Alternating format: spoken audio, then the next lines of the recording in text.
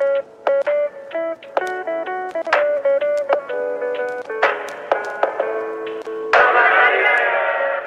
semua anggota rela yang bertugas di musim perayaan ini, penguanan anda tidak ternilai dan menjadi bukti semangat sukarelawan yang sebenar. Terima kasih di atas khidmat setia bakti semua. Saya mengucapkan selamat Hari Raya Aidilfitri, maaf zahir dan batin, semoga Syawal ini membawa keberkatan, kebahagiaan dan kesejahteraan kepada kita semua.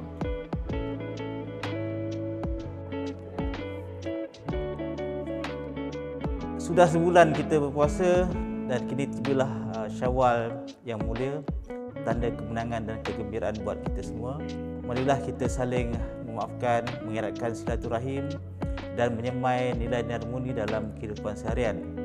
Bagi yang pulang ke kampung, berhati-hatilah di jalan raya.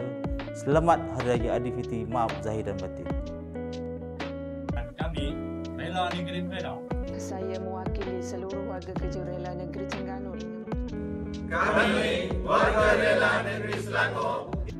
Saya, penolong Pesuruhjaya Kanan Rela, Amirul Imran bin Nordin, pengarah Rela Negeri Pahang, bersama warga kerja Rela Negeri Pahang.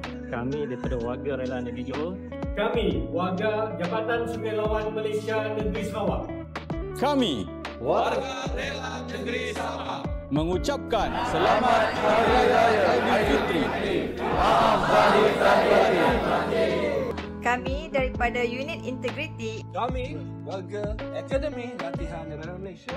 Kami warga bahagian pembangunan pasukan. Bahagian latihan mengucapkan Kami dari bahagian persenjataan Ibu Pejabat Rela Malaysia. Syawal diraih penuh ceria. Ikhlas dari Unit Media. Selamat Hari Raya Aidilfitri. Maaf zahir dan batin.